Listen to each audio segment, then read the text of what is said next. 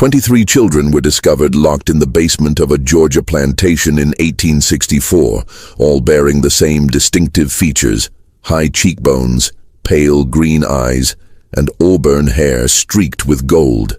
When Union soldiers forced open the iron doors of Thornhill Estate in Burke County, they found these children huddled together in darkness, some as young as 4, others approaching adolescence.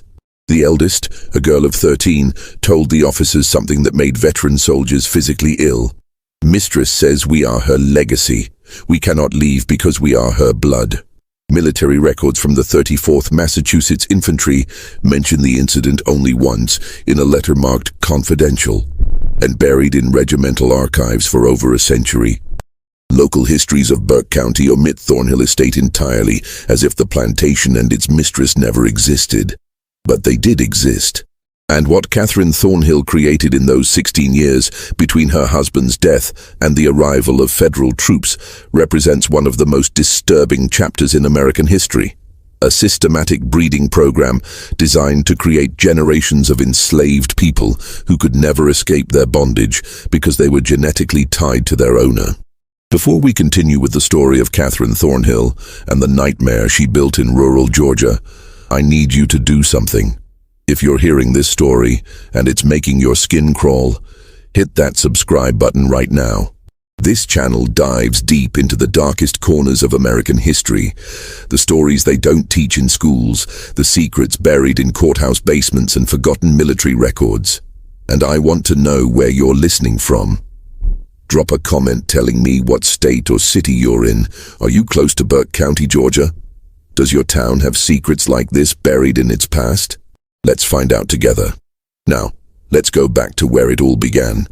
To a cold February morning in 1847, when a young widow inherited a dying plantation and conceived a plan that would haunt Georgia for generations. The winter Catherine Danforth Thornhill buried her husband was the coldest Burke County had seen in 20 years. The Thornhill estate sat on 1,700 acres of red clay soil, 7 miles southwest of Waynesboro, the county seat. In 1847, Burke County was cotton country, though not as prosperous as the Black Belt regions further west. The soil here was tired, overworked by decades of single-crop farming. Plantations that had flourished in the 1820s were struggling by the 1840s, squeezed between falling cotton prices and rising costs. The Mexican War had drawn away laborers, and talk of territorial expansion divided communities along bitter lines. Thornhill Estate had once been among the more successful properties in the region. Catherine's late husband, Jonathan Thornhill, had inherited it from his father in 1838, with 42 enslaved workers, adequate equipment, and manageable debt. But Jonathan had been a poor manager and an enthusiastic gambler. By the time a winter fever claimed him in February 1847, the estate was mortgaged to the hilt. The fields were producing barely enough to feed the workers, and creditors were circling like buzzards. Catherine was 28 when she became a widow. She had married Jonathan when she was 19, a strategic match arranged by her father, Theodore Danforth, a prominent merchant in Augusta. The Danforths were old Georgia money, descended from settlers who had arrived in the 1730s. Catherine had been educated by private tutors, spoke French passably well, and had been raised with expectations of managing a substantial household. What she had not expected was to inherit a failing plantation with crushing debts and a 16-year-old son who looked at her with something approaching hatred. Richard Thornhill was Jonathan's son from his first marriage. His mother had died giving birth to him in 1831, and Jonathan had remarried 5 years later. Richard had never warmed to Catherine, viewing her as an interloper who had replaced his real mother. He was a sullen, bookish boy who spent most of his time in the estate's small library, avoiding both his stepmother and the practical work of running a plantation. Catherine found him weak, impractical, and entirely too sentimental about the enslaved workers. He had once suggested they should be taught to read, an idea so dangerous that Catherine had forbidden him from speaking of it again. The plantation itself reflected its declining fortunes. The main house was a 2-story structure of whitewashed brick, with 6 columns across the front portico, built in 1805 in the Federal style. Paint peeled from the window frames, and the roof leaked in 3 places. The furniture inside was a mix of inherited pieces from Jonathan's family and cheaper replacements purchased when the good pieces had been sold to pay gambling debts. Behind the main house stood the kitchen building, the smokehouse, the dairy, and the overseer's cottage, all in similar states of disrepair. Further back, beyond a line of live oaks draped with Spanish moss, were the quarters where the enslaved population lived. In 1847, 31 people remained on the property, 11 men, 13 women, and 7 children. 16 others had been sold off over the previous 3 years to satisfy Jonathan's creditors. Those who remained knew that more sales were coming. Fear hung over the quarters like fog over the Savannah River. Catherine spent the first month after Jonathan's death in a kind of controlled fury. She met with the estate's lawyer, Ambrose Talbot, who laid out her options in blunt terms. Sell the property and the remaining workers to settle the debts, and perhaps have enough left over to live modestly in Augusta under her father's roof. Or find some way to make the plantation profitable again, which Talbot considered unlikely given the state of the cotton market and the estate's depleted resources. Neither option was acceptable to Catherine. Returning to Augusta would mean admitting failure. Living as a dependent spinster in her father's house, forever marked as the widow who couldn't hold on to her inheritance. But she also recognized that traditional plantation management wouldn't save Thornhill Estate. The land was worn out. The equipment was old.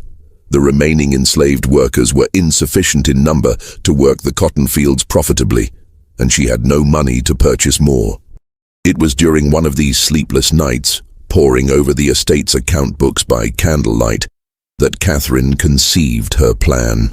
The idea came to her with the cold logic of desperation.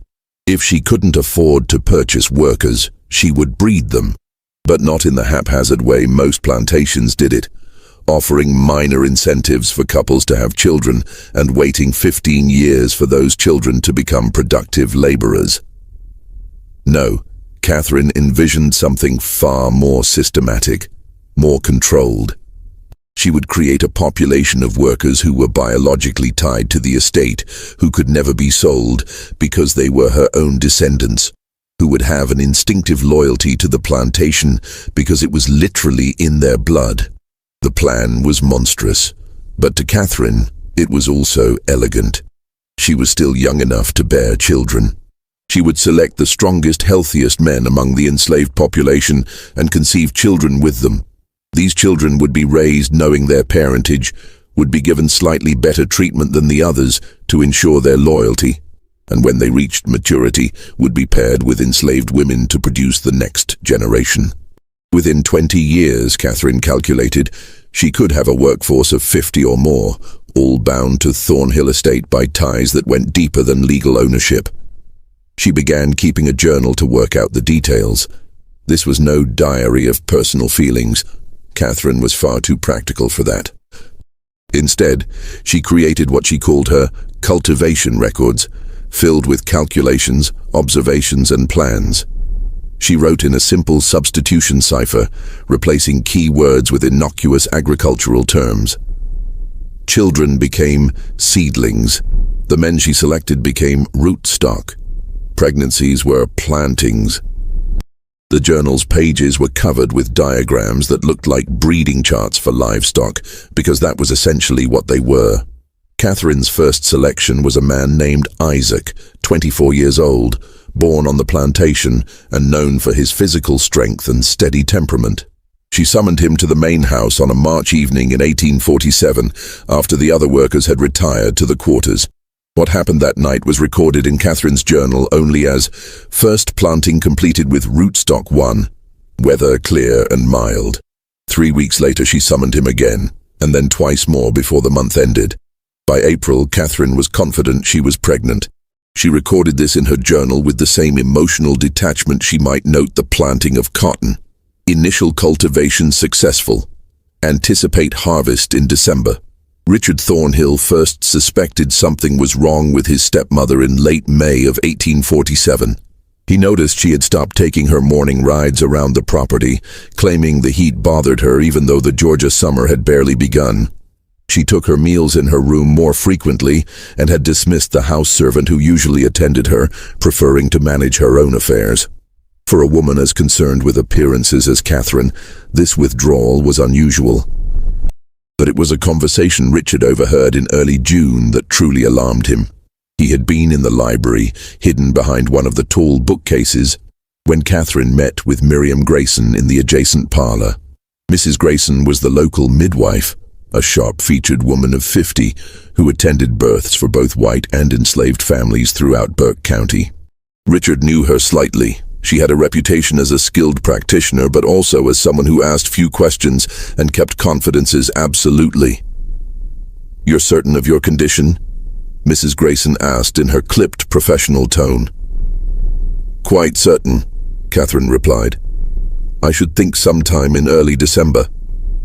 "And Mr. Thornhill passed in February, you said?" There was a pause. Richard pressed himself against the bookcase, hardly breathing. "My late husband and I were intimate in January," Catherine said evenly, "shortly before his final illness." "Of course." Mrs. Grayson's voice carried a note of something, not quite disbelief, but a careful neutrality. "I'll need to examine you properly, and we should discuss the arrangements for the delivery. Will you want me here at the house?" "I will. And I'll need your discretion, Miriam. Absolutely. You have it, as always." Richard waited until both women had left the room before emerging from his hiding place. His hands were shaking. The mathematics didn't work. His father had been bedridden for the entire month of January, barely conscious most days, racked with fever and chills. Richard had sat with him many nights. There had been no possibility of intimate relations between his father and Catherine, which meant the child Catherine was carrying had been conceived after Jonathan's death, in March or April, with someone else. The implications made Richard sick to his stomach. If word got out that Catherine had conceived a child out of wedlock, the scandal would destroy what little remained of the family's reputation. Creditors would move immediately to seize the property. The Danforth family in Augusta would disown her. But beyond the practical consequences, Richard was appalled by the deception itself. Catherine intended to claim this child as his father's legitimate heir, to lie to everyone, to build her future on a foundation of fraud. He considered his options. He could confront Catherine directly, but he was only 16 and she held all legal authority over the estate. He could go to lawyer Talbot in Waynesboro, but without proof, it would be his word against Catherine's. And as a minor, his testimony would carry little weight.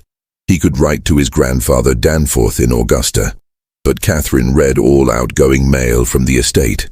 Instead, Richard began to watch Catherine carefully, looking for evidence, trying to understand what she was planning. He noticed that she summoned Isaac to the main house regularly, always after dark, always when the overseer was away in town or occupied with duties elsewhere on the property. He saw how Catherine's manner toward Isaac was different from her treatment of other enslaved workers, not kind exactly, but less overtly hostile. She spoke to him in full sentences rather than curt commands. By July, Richard was certain Isaac was the father of Catherine's child. The realization filled him with horror, not just at the violation of social and legal boundaries, but at what it revealed about Catherine's character. She had coldly, deliberately chosen to conceive a child with an enslaved man, to claim that child as her late husband's, and to maintain this lie indefinitely. What kind of woman was capable of such calculated deception? He found part of the answer in early August, during one of Catherine's rare trips to Waynesboro. Richard had been searching for legal documents related to the estate. He had vague thoughts of finding something that might give him leverage over Catherine, when he discovered a leather-bound journal hidden in a locked drawer of Catherine's writing desk. The lock was simple enough for a determined 16-year-old to pick. The journal was written in cipher, but Richard had always been good with puzzles. It took him 3 days, working in secret whenever Catherine was out of the house, to crack the basic substitution pattern. What he read made his blood run cold. Catherine wasn't just having an affair with Isaac, she was implementing a deliberate breeding program. The journal laid it out in chilling detail. Her plan to conceive multiple children with selected enslaved men, to raise those children as part of the plantation workforce, and eventually to breed those children with each other and with other enslaved people, to create an ever-expanding population of workers who would be genetically tied to Thornhill Estate and to Catherine herself. There were charts, calculations of expected births over 5-year periods, notes on which men displayed desirable physical characteristics, speculation about whether traits like strength, intelligence, and temperament were heritable. It read like something from a livestock breeder's manual, except the livestock were human beings. Richard copied several pages of the journal, translating the cipher into plain English, his hand shaking so badly he could barely hold the pen. This was evidence. This was proof of Catherine's depravity. He could take this to the authorities. He could expose her. But that night, at dinner, Catherine looked at him with those cold green eyes and said casually, "Richard, have you been in my study recently? Some of my papers seem to have been disturbed." "No, ma'am." Richard lied, his throat tight. "I keep certain documents locked away for good reason," Catherine continued, cutting her meat with precise strokes. "If I ever found that someone had violated my privacy, broken my trust in such a fundamental way, I'm afraid I would have to take serious action. Do you understand?" "Yes, ma'am." "Good. Because family loyalty is everything, Richard. Everything. Without it, we're simply animals tearing at each other." She smiled, but it didn't reach her eyes. "I know you loved your father very much. I would hate for his memory to be tarnished by scandal. Especially scandal that might emerge from within his own household." The threat was clear. If Richard tried to expose Catherine, she would find a way to turn it back on him, to paint him as a disturbed, resentful stepson inventing lies about a grieving widow. Who would people believe? A respected plantation mistress from a prominent family, or an awkward teenage boy with known resentment toward his stepmother? Richard returned to his room that night and burned the pages he had copied. But he kept watching Catherine, and he began to feel increasingly unwell. It started with fatigue. By September, Richard found himself exhausted by mid-afternoon, unable to focus on his books. His appetite diminished. He developed frequent headaches that made it difficult to think clearly. By October, he was experiencing muscle weakness and occasional stomach pains. Catherine showed great concern. She insisted Richard stay in bed. She prepared his meals herself, bringing him bowls of soup and plates of soft foods. She summoned Mrs. Grayson to examine him. The midwife, who also served as a general medical practitioner in the absence of a proper physician, diagnosed nervous exhaustion complicated by possible consumption. She prescribed rest, fresh air when Richard felt strong enough, and a special tonic that Catherine obtained from a pharmacy in Augusta. "Tuberculosis often strikes young men of sensitive disposition," Catherine told Richard, adjusting his pillows with attentive care. "Your father had a cousin who died of it at just your age. We must be very vigilant." Richard knew better. He had read about arsenic poisoning during his hours in the library. He recognized the symptoms in himself: the fatigue, the digestive troubles, the muscle weakness. Catherine was slowly killing him, disguising murder as disease, eliminating the one person who knew her secret and posed a threat to her plans.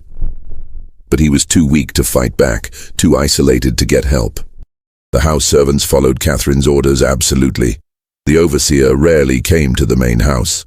Richard's room was on the second floor, and by November he barely had the strength to get out of bed, let alone escape the property and reach Waynesboro.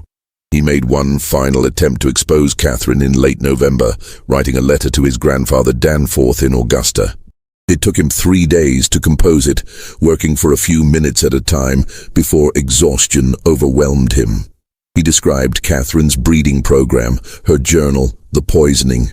He sealed the letter and gave it to one of the younger house servants, a girl named Pearl, begging her to post it in Waynesboro without telling Catherine.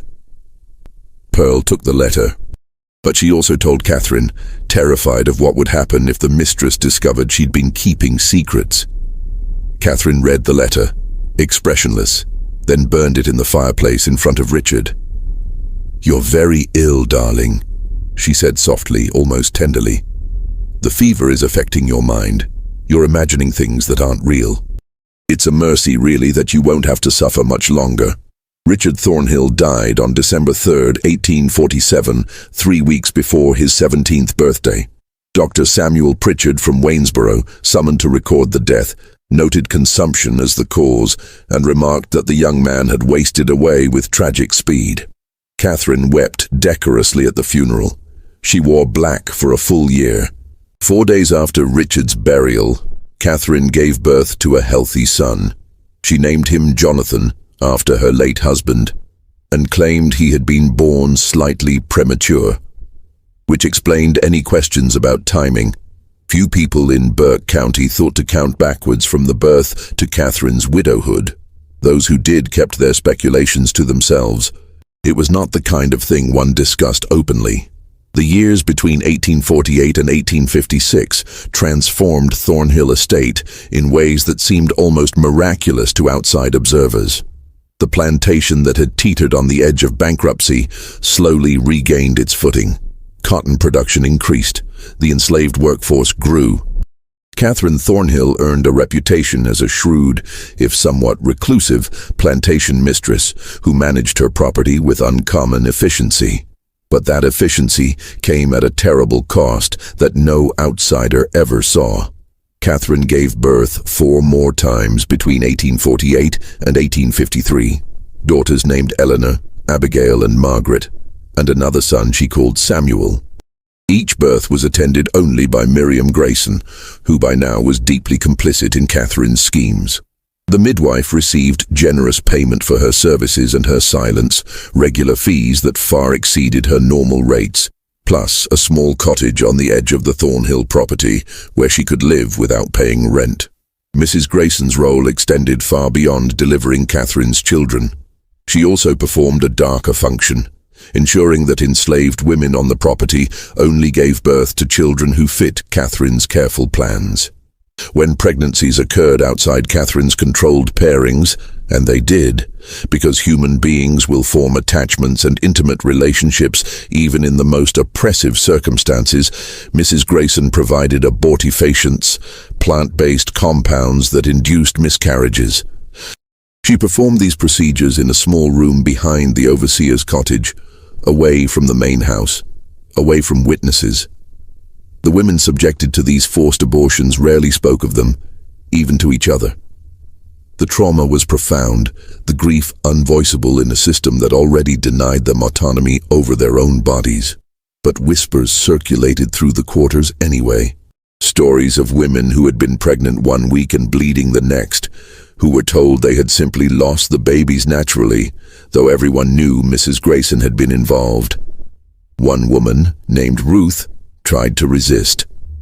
In the spring of 1851, she was 5 months pregnant when Catherine discovered that the father was not the man Catherine had designated for her, but instead a young field hand named Samuel, with whom Ruth had formed a genuine attachment. Catherine ordered Mrs. Grayson to terminate the pregnancy immediately. Ruth ran. She made it nearly 4 miles into the pine forests southwest of the plantation before the overseer's dogs tracked her down. She was dragged back to Thornhill Estate, held down by 2 men while Mrs. Grayson forcibly administered the abortifacient compounds. Ruth survived the ordeal physically, but something fundamental broke inside her. She worked mechanically after that, spoke rarely, and died 2 years later during a fever outbreak that swept through the quarters. She was 24 years old, but Ruth's tragedy was just one among many. By 1856, Catherine's program had produced 7 children of her own, all of whom were being raised in a peculiar liminal space. They were legally enslaved. Catherine had registered them as such in the county records, claiming them as children born to enslaved women on the property, which gave her legal ownership of them. But in practice, they lived in the main house, wore decent clothes, ate better food than the other enslaved children, and received informal education from Catherine herself. Young Jonathan, the eldest, was 8 years old in 1856. He was a serious, quiet child who resembled Catherine strongly. The same green eyes, the same auburn hair, the same sharp features. He had no memory of his father Isaac, who had been sold to a plantation in Alabama in 1849. Catherine had found Isaac's presence a complication once his purpose had been served. The money from his sale helped pay down some of the estate's remaining debts. The younger children knew nothing of their true parentage. Catherine told them they were fortunate orphans whom she had taken into her household out of Christian charity. She taught them to read and write, a dangerous illegality in Georgia where teaching enslaved people literacy was prohibited by law, but Catherine was confident no one from the outside would ever enter her home and discover what she was teaching these children. She was grooming them, preparing them for the next phase of her plan. But that phase required patience. The children needed to reach physical maturity before they could be used for breeding. Catherine continued her meticulous record-keeping, tracking their growth, their health, their temperaments. She noted which children showed physical strength, which seemed more intelligent, which were more compliant. She was planning pairings decades in advance. In the meantime, she continued having children of her own. 3 more were born between 1854 and 1856, sons named William and Henry, and a daughter called Caroline. Each had a different father, carefully selected from among the enslaved men on the property. Catherine's criteria were ruthlessly practical: physical health, strength, decent teeth, good eyesight, no obvious impairments. She cared nothing for their personalities or characters. They were, in her mind, simply genetic material to be utilized. The men themselves had no choice in the matter. When Catherine summoned them to the main house, they came, knowing that refusal would mean brutal punishment or sale. Some of them understood what was happening, that the children Catherine bore would be their own biological offspring, even as those children would be raised to think of Catherine as their benefactress and savior. The psychological torture of this situation was extreme. They were forced to become fathers to children they could never acknowledge, never parent, never protect. One man, named Thomas, was summoned to the main house in 1855. He was 26 years old, married to a woman named Hannah who lived in the quarters. Hannah was pregnant with their first child. When Thomas learned that Catherine intended to use him for breeding, he tried to refuse. The overseer, a brutal man named Virgil Kane, had Thomas whipped in front of the assembled enslaved population, 39 lashes that left his back scarred for life.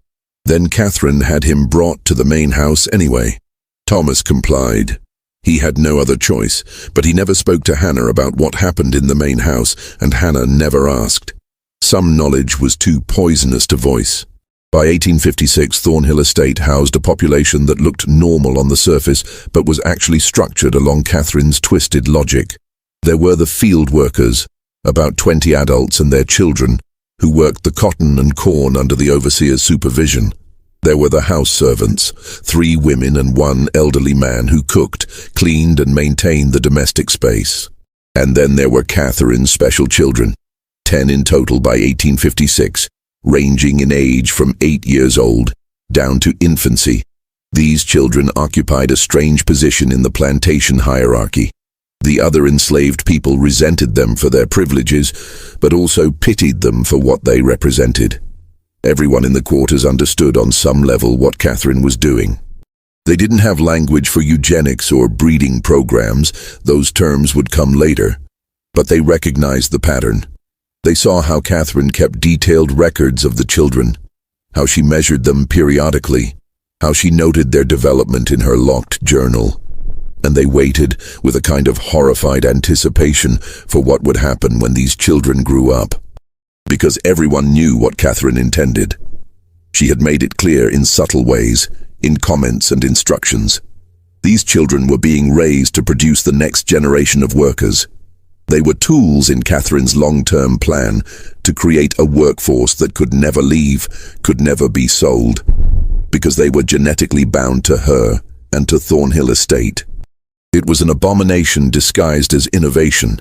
But in the isolated world of a rural Georgia plantation in the 1850s, with no outside oversight and absolute power concentrated in the hands of the property owner, Catherine was able to pursue her vision without interference. The only person who posed any potential threat was lawyer Talbot in Waynesboro, who handled the estate's legal affairs and thus had access to records that might raise questions. But Talbot was a practical man who valued profitable clients, and by 1856, Thornhill Estate was becoming profitable. The cotton yields were improving.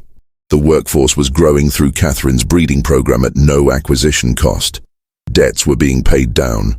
Talbot asked no uncomfortable questions because he benefited from Catherine's success. The isolation of the plantation helped maintain secrecy. Thornhill Estate was 7 miles from Waynesboro, connected by a rough road that was often impassable in winter. Neighbors were few. The nearest plantation was 3 miles away. Catherine rarely entertained visitors and discouraged social calls.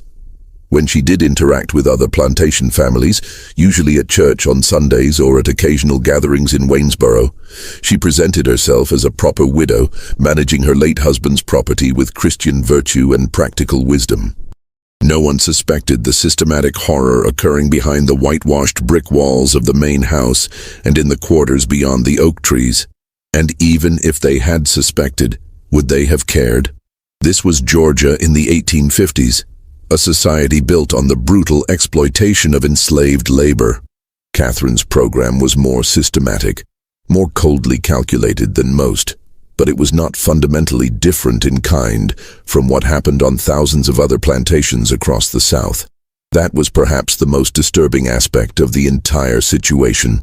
Catherine's breeding program was monstrous, but it was also logical within the framework of a society that already treated human beings as property to be bought, sold, and bred at will. She had simply taken the underlying logic of slavery and followed it to one of its most horrifying conclusions. But systems built on such profound injustice contain the seeds of their own destruction. Change was coming to Georgia and the entire South, though in 1856 few people could imagine how soon or how violently it would arrive. The late 1850s brought increasing tensions to Burke County and all of Georgia. The question of slavery's expansion into new territories dominated national politics. The violence in Kansas Territory, where pro-slavery and anti-slavery settlers were literally killing each other, was discussed in anxious tones at the courthouse in Waynesboro. The presidential election of 1856, which put James Buchanan in office, did little to resolve the fundamental conflicts tearing the country apart. Catherine paid little attention to politics. Her focus remained fixed on Thornhill Estate and her long-term program. By 1859, her eldest children were approaching adolescence. Jonathan was 11, Eleanor was 10, Abigail was 9. They were still too young for the breeding phase of Catherine's plan, but she was already making preparations, already selecting which of the enslaved young women would be appropriate partners when the time came. It was during this period that Catherine constructed what she called the Heritage Room, in a previously unused section of the mansion's east wing. She told the house servants it would be a storage space for family records and memorabilia. In reality, it was a shrine to her breeding program. The room was windowless, lit by oil lamps, with walls lined with shelves and a large table in the center. On the shelves, Catherine stored her coded journals, 3 leather-bound volumes by 1859, chronicling every birth, every pairing, every observation about the children's development. She also kept small glass vials, each labeled with a name and a date, containing locks of hair from each child. These samples were arranged in rows, organized by generation and parentage, a physical archive of her genetic experiments. On the table, Catherine had drawn elaborate family trees in ink, showing not actual family relationships, but her planned pairings for future generations. Lines connected names, with notations about anticipated outcomes. Strong constitution, good teeth, intelligent, compliant temperament. It looked like breeding charts for show dogs or race horses, except the names were human. Abigail paired with Thomas's son Jacob, Eleanor with Isaac's son Marcus, who would be born in 1862, Margaret with Samuel's nephew Peter. Catherine spent hours in this room, planning decades into the future, imagining a Thornhill estate populated by 100 or more workers, all descended from her, all genetically and psychologically bound to the land. In her mind, she was creating something revolutionary, a plantation that would never face labor shortages, never require expensive purchases of new workers, never risk mass escapes, because the enslaved population would have nowhere else to go. They were family, in the most literal sense. The practical implementation of this vision required Catherine to exert even tighter control over the plantation's social structures. She began separating the children into different groups based on their roles in her program. The special children, her own biological offspring, continued living in or near the main house. The other enslaved children were kept at a distance, sleeping in the quarters, working in the fields as soon as they were old enough. But Catherine needed these other children too. They were necessary for the genetic mixing she envisioned. So she implemented a system of subtle manipulation, offering small privileges to families who cooperated with her pairings, threatening separation and sale to those who resisted. The psychological pressure was immense and constant. A woman named Violet, mother of 3, found herself in an impossible position in 1860.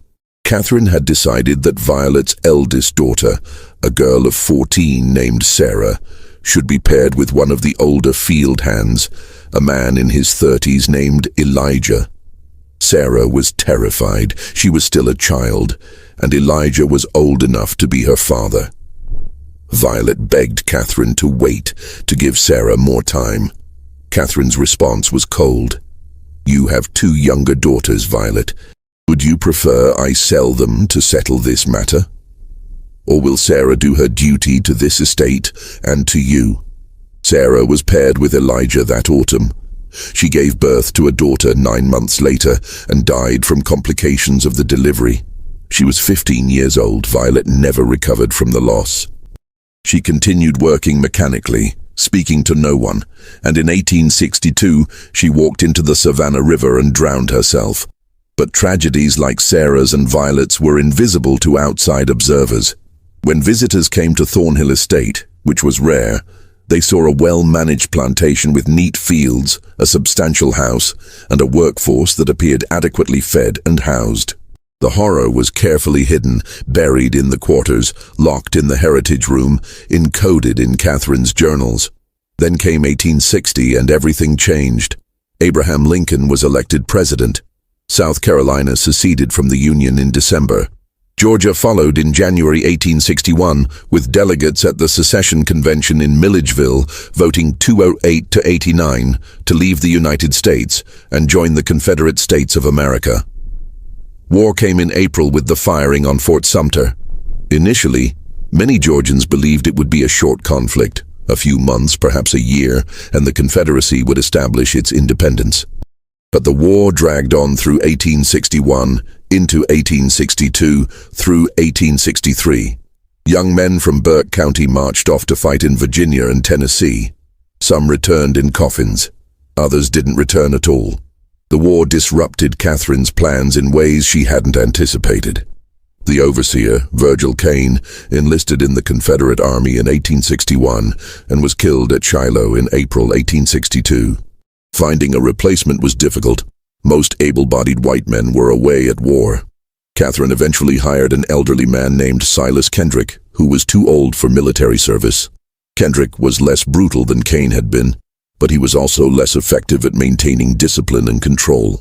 The enslaved population at Thornhill Estate began to sense the shifting power dynamics. News filtered through the slave networks that connected plantations across Georgia. Whispered reports of Union victories, rumors that Lincoln had issued a proclamation freeing enslaved people in Confederate territory, speculation about what would happen if the Yankees came south. Catherine tightened her control as best she could. She confined the enslaved population to the plantation, forbidding anyone from leaving, even to visit relatives on neighboring properties. She increased rations slightly to reduce the temptation to run away. and she accelerated her breeding program, pushing some of the children into pairings earlier than she had originally planned. Jonathan, her eldest son, turned 15 in December 1862. Catherine decided he was ready. She had selected a young woman named Rachel, 16 years old, the daughter of one of the field hands. Rachel had no say in the matter. In February 1863, Catherine arranged for Jonathan and Rachel to be married in a ceremony she conducted herself in the main house, a mockery of a wedding with no legal standing, designed purely to give a veneer of respectability to the breeding pairing. Jonathan, who had been raised in isolation from the other enslaved people and taught to think of Catherine as his benefactress, accepted this arrangement without question. He had no understanding of what had been done to him, no awareness that Catherine was his biological mother, no sense of the profound wrongness of the entire situation. Rachel, traumatized into silence, said nothing. But others in the quarters were watching. They saw Catherine pairing these special children, the ones she'd raised in the main house, with the other enslaved young people. They understood this was the next phase of whatever Catherine had been planning all these years. And a quiet, desperate rage began building in the quarters, a rage that would have nowhere to go until circumstances finally shifted in their favor. The spring of 1863 brought terrible news to Burke County. Confederate losses were mounting. The Union Army controlled the Mississippi River after the fall of Vicksburg. In July, Lee's invasion of Pennsylvania ended in disaster at Gettysburg. Shortages of food, cloth, and basic supplies made life increasingly difficult even for white plantation families. For the enslaved population, conditions became harsher still as Catherine rationed everything more severely. But something else was happening at Thornhill Estate. Something Catherine tried desperately to hide from the outside world. The children she had been breeding and raising were becoming aware of their true parentage. It began with Eleanor, Catherine's second-born daughter, now 14 years old. She had always been the most observant of Catherine's children, the one who asked uncomfortable questions. In May 1863, while helping Catherine organize papers in the study, Eleanor discovered one of the coded journals that Catherine had carelessly left unlocked. Eleanor had learned to read from Catherine herself. She was intelligent, curious, and bored with the limited reading material available in the house. The journal's cipher intrigued her. She spent 3 weeks working on it in secret, the same way Richard had done 16 years earlier, slowly decoding the substitution pattern. What she found destroyed her understanding of her entire existence. The journal detailed her conception. Second planting with rootstock 2, Thomas, age 21, excellent physical specimen, strong back, good teeth, weather warm and humid. Anticipate harvest in late October 1848. Eleanor read the entry again and again, her hands shaking. Rootstock 2, Thomas. She knew Thomas. He was one of the field hands, a quiet man in his 30s who never made eye contact with anyone. He was her father. Catherine was her mother. She was not an orphan raised out of charity. She was the product of Catherine's deliberate breeding experiment. The implications cascaded through Eleanor's mind. If this was true for her, it was true for Jonathan, for Abigail, for all the children Catherine had brought into the main house. They were Catherine's biological children, conceived with enslaved men, and they had been lied to their entire lives. Worse still, the journal laid out Catherine's plans for their futures. Eleanor read the notations about pairings, about anticipated offspring, about the creation of a self-sustaining workforce.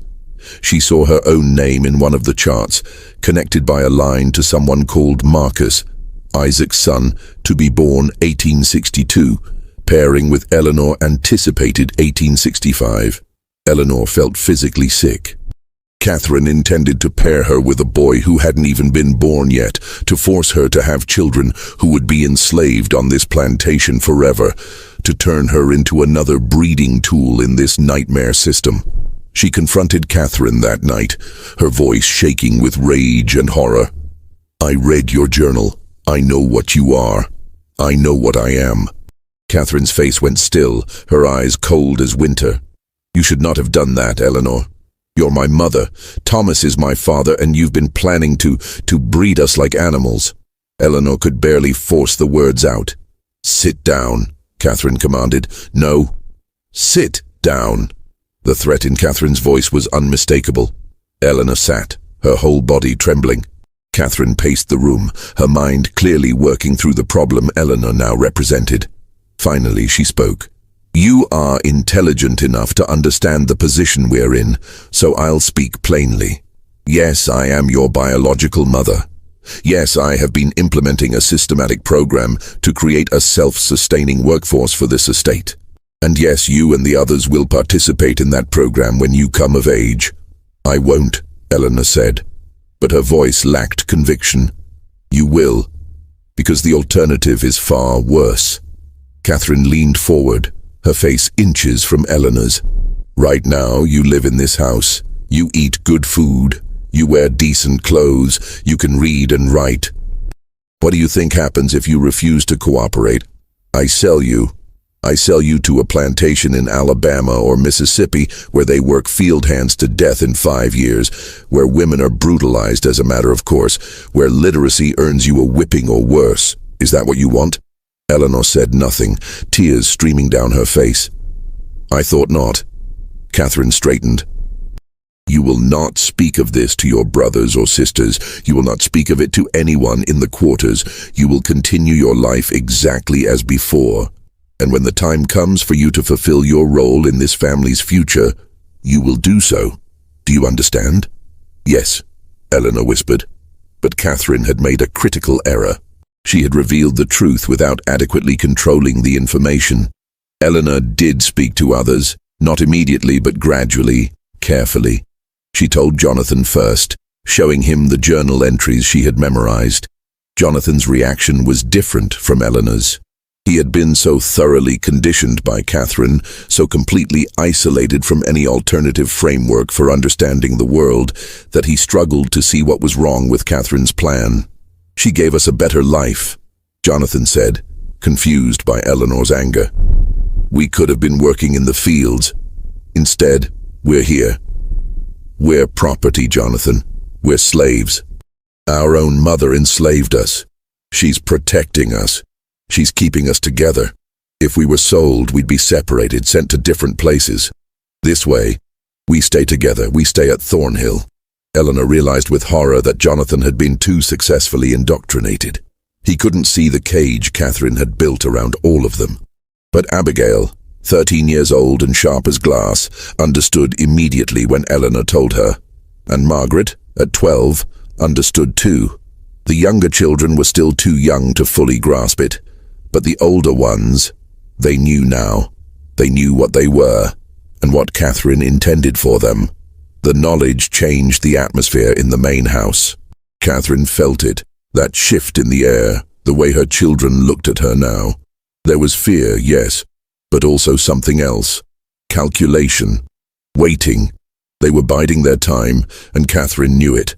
She considered her options.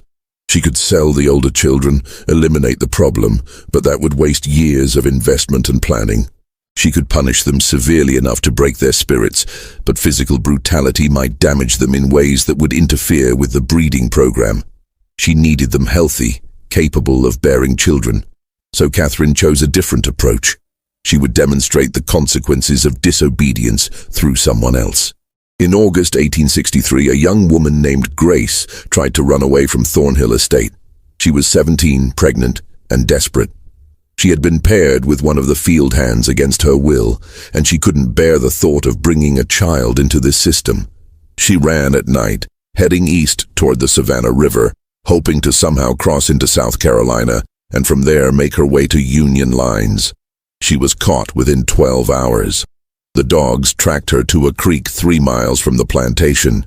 She was brought back, locked in one of the outbuildings, and the next morning Catherine assembled everyone, all the enslaved people, including her special children from the main house, in the yard between the quarters and the mansion.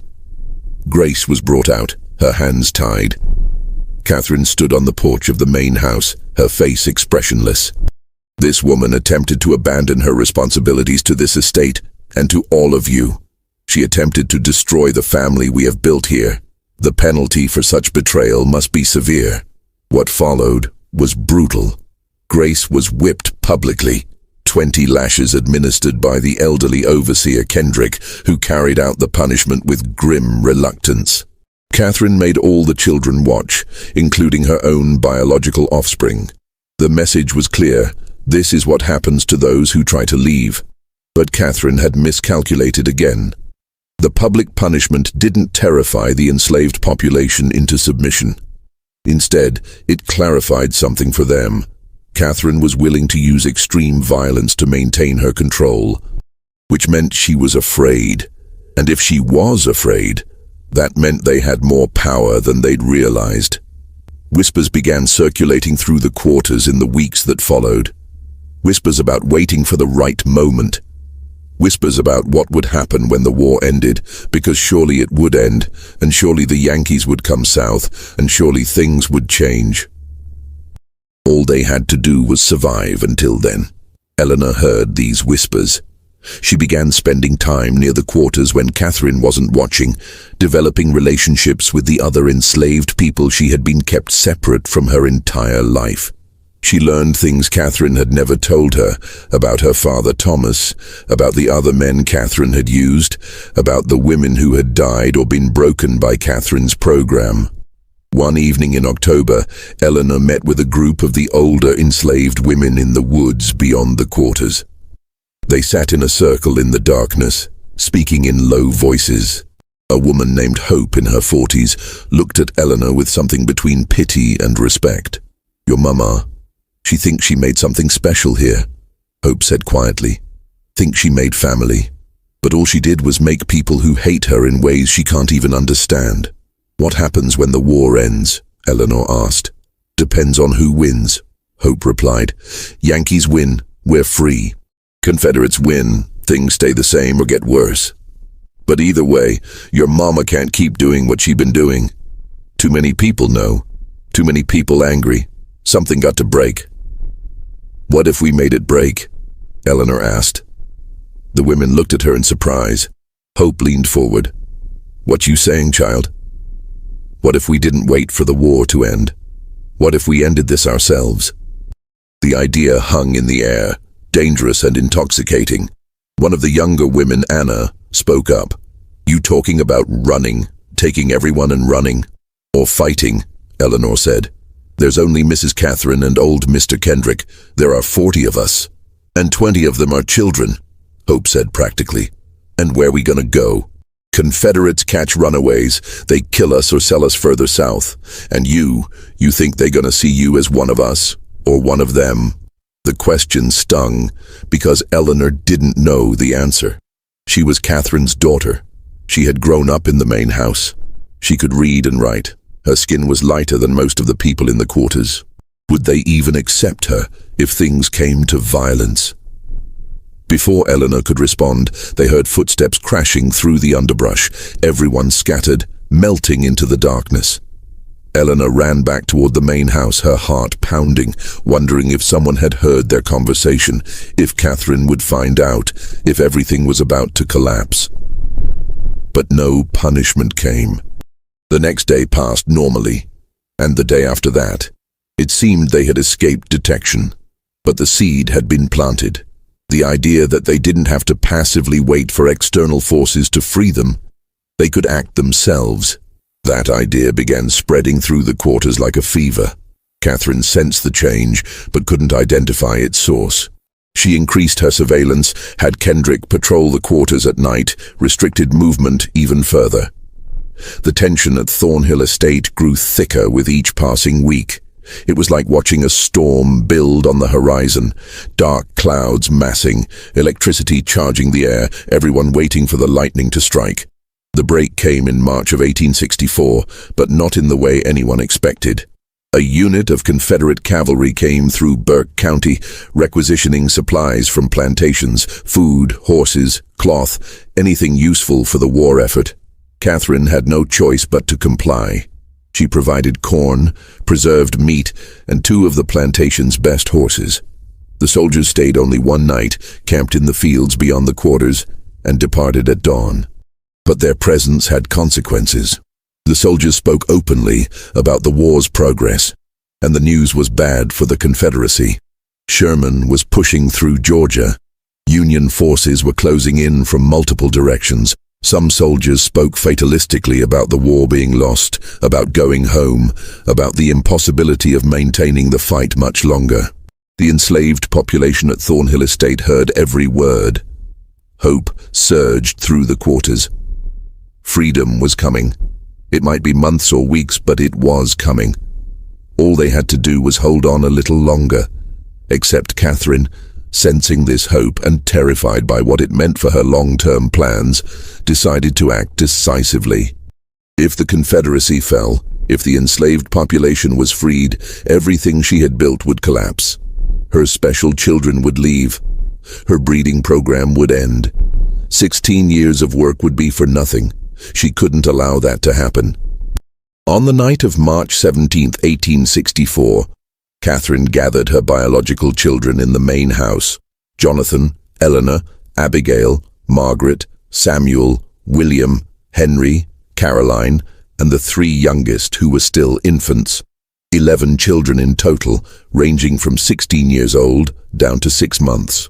"Things are going to change very soon," Catherine told them, her voice calm, but her eyes intense. "The war may end badly for us. The Yankees may come. There may be attempts to take you away from me, to destroy our family. I cannot allow that to happen." Eleanor felt ice slide down her spine. "What are you planning?" "We're going to secure our future," Catherine said. "Tonight." She led them to the heritage room in the East Wing, the room none of them except Jonathan had ever been allowed to enter. Catherine lit the oil lamps, illuminating the shelves of journals, the vials of hair samples, the elaborate family trees drawn on paper and pinned to the walls. "This is our legacy," Catherine said. "This is what we've built together, and no one is going to take it from us." From a locked cabinet, Catherine withdrew a small wooden box. Inside were several glass bottles containing clear liquid.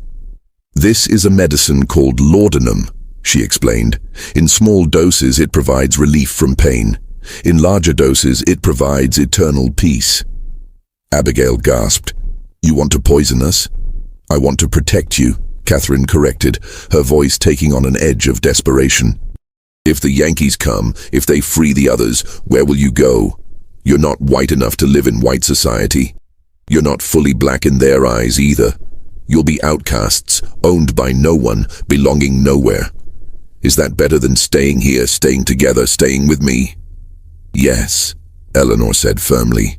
"Anything is better than this." Catherine's face hardened. "You're too young to understand. All of you are too young. But I am your mother, and I know what's best for this family." She moved toward the bottles, but Jonathan stepped between her and the others. He was 16, nearly as tall as Catherine, and something in his face had changed. "No," he said quietly. "Jonathan, don't be foolish. You understand the plan. You've always understood." "I understood what you told me," Jonathan said. "But Eleanor showed me the journals. I read what you wrote about us. About Father Isaac, about Father Thomas, about all of them. I know what you did. I know what you are. I am your mother." "You're a monster," Jonathan said, and his voice broke on the word. Catherine slapped him, a sharp crack that echoed in the small room. "How dare you? After everything I've given you, after everything I've sacrificed, you sacrificed nothing," Eleanor said, stepping forward to stand beside Jonathan. "You used people. You destroyed them. You destroyed us." Catherine looked at her children, seeing them clearly perhaps for the first time. They were united against her. Even the younger ones, who didn't fully understand what was happening, sensed the confrontation and stood with their older siblings. She had lost them. In that moment, Catherine made a final, desperate decision. If she couldn't keep her children, if they were going to reject her and leave her and destroy everything she had built, then she would at least preserve the record of what she had accomplished. Future generations would know what Catherine Thornhill had created, even if the creation itself had failed. She grabbed the journals, the charts, the vials of hair samples, clutching them to her chest. "You think you can escape me? You think you can pretend none of this happened? These records will survive. They'll prove what I built here. They'll prove I was right." She pushed past her children and ran from the room, carrying the physical evidence of her crimes. Jonathan and Eleanor chased after her, but Catherine was faster, driven by manic energy. She ran through the main house, out the front door, across the yard toward the quarters.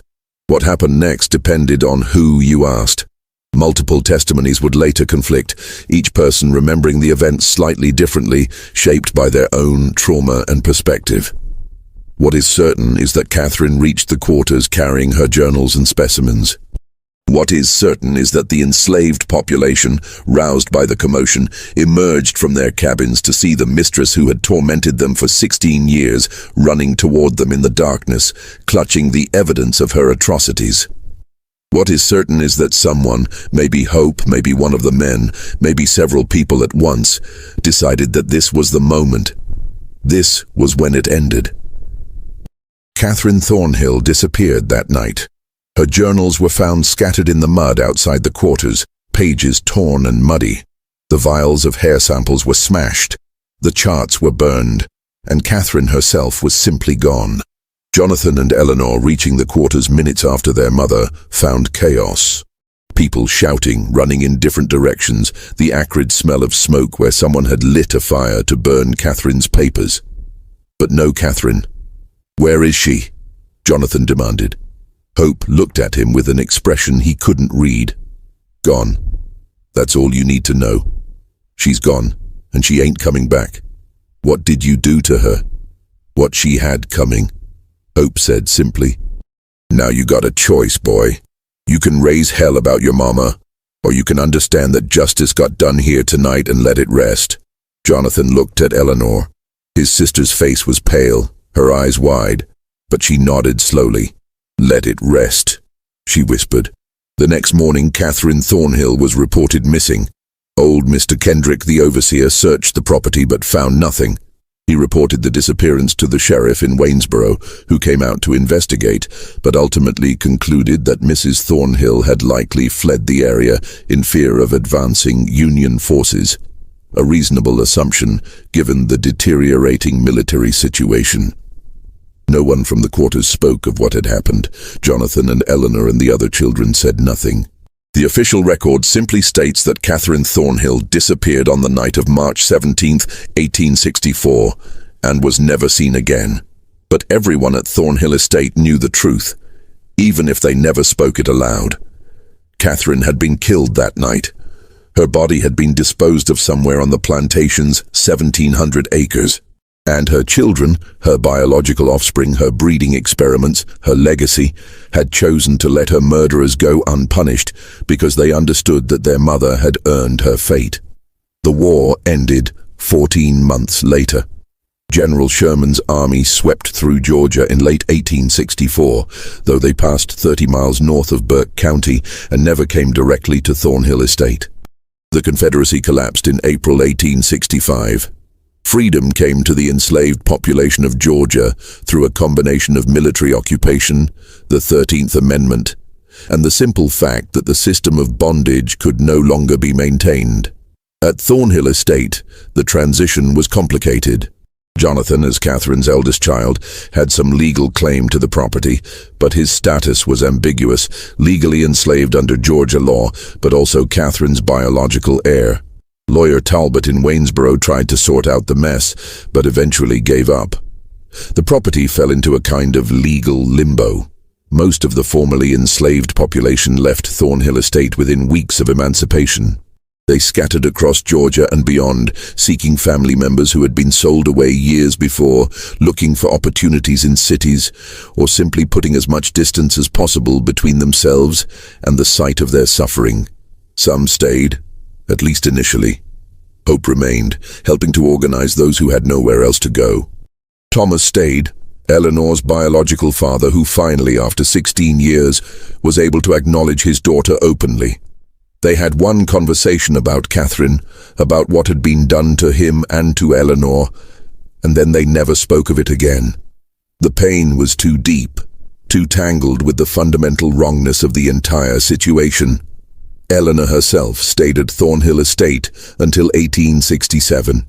She learned in those years after the war how to exist as a free person, though the psychological damage of her childhood never fully healed.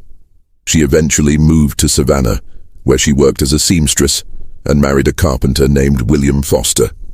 She never had children. She never spoke publicly about her mother or her childhood. When she died in 1903, her obituary made no mention of Thornhill Estate or Burke County. Jonathan stayed at the plantation longer, trying to work the land with a small group of freedmen who remained.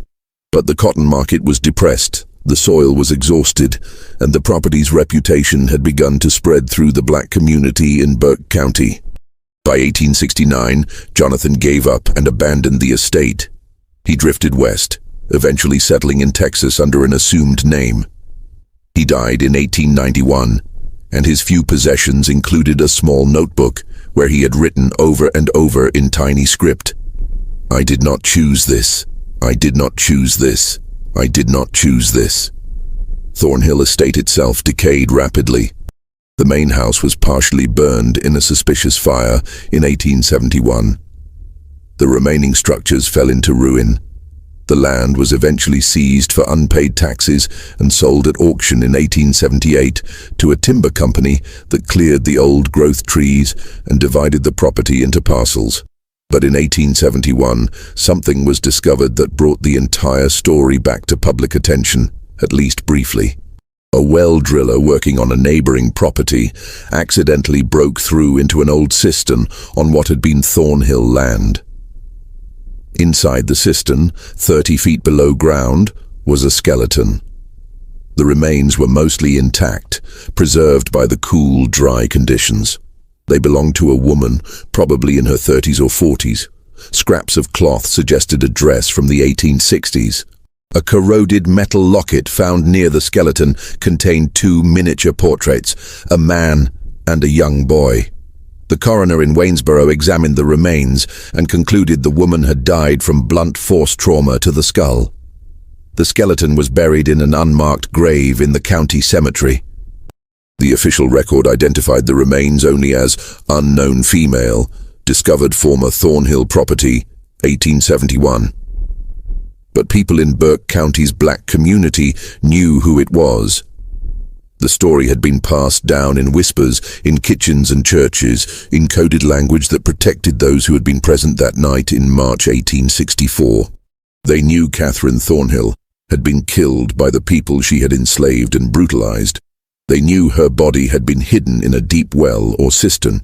They knew justice, of a kind, had been done. Over the years, more information emerged, though always fragmentarily, always incompletely. In 1889, a man on his deathbed in Alabama confessed to a minister that he had helped murder his former mistress in Georgia during the war. He provided no name, no details, but the minister noted the confession in his records.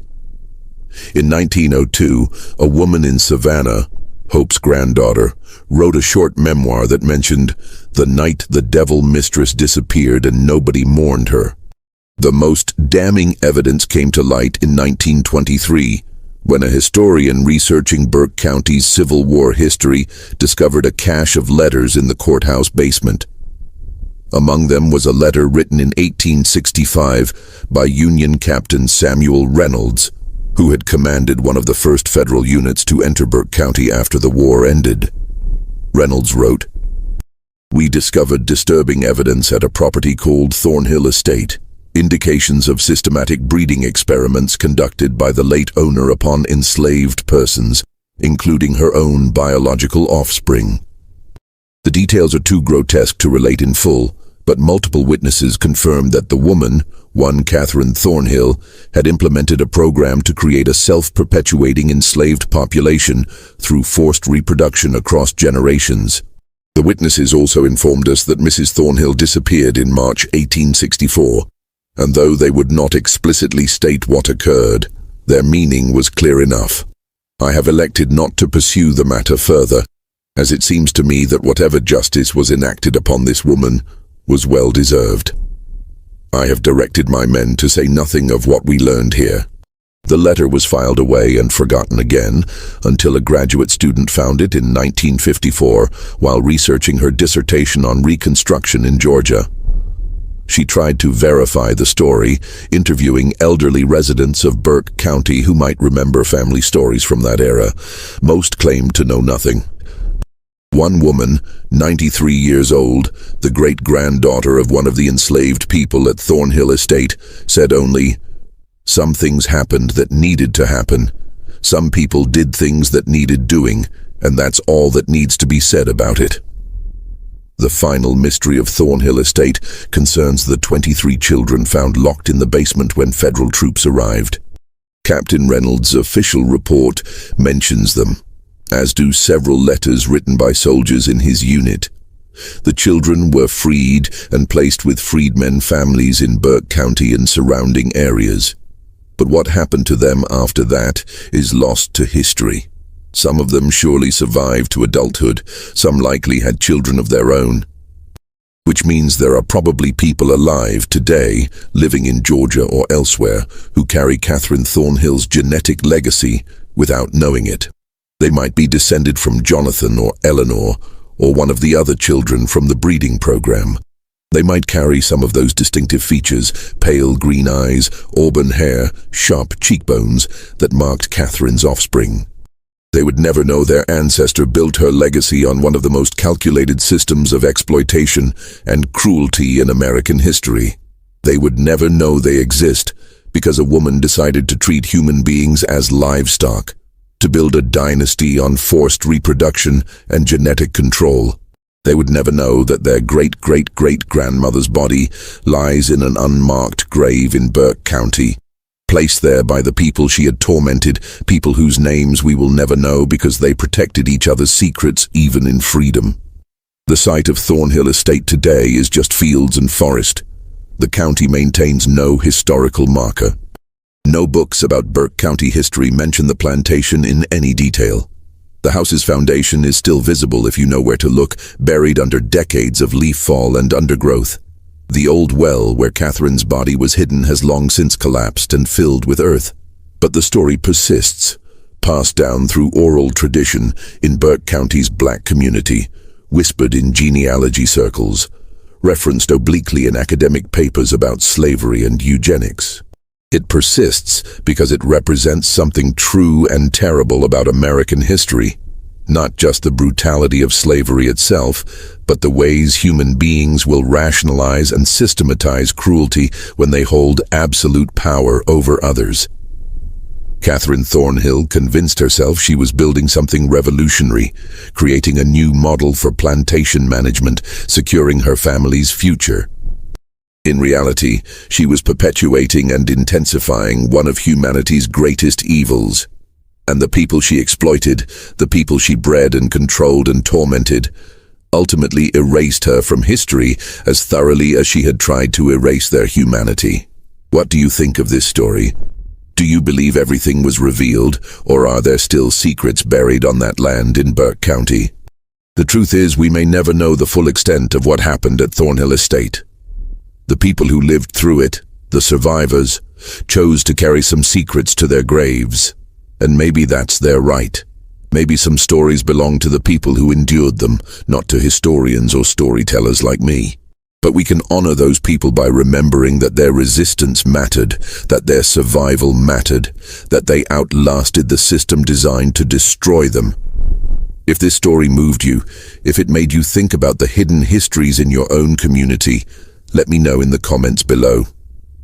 Share this video with someone who appreciates deep dives into America's darkest chapters. Subscribe to this channel for more stories that challenge what you think you know about history. And remember, the past is never as far behind us as we'd like to believe. See you in the next video.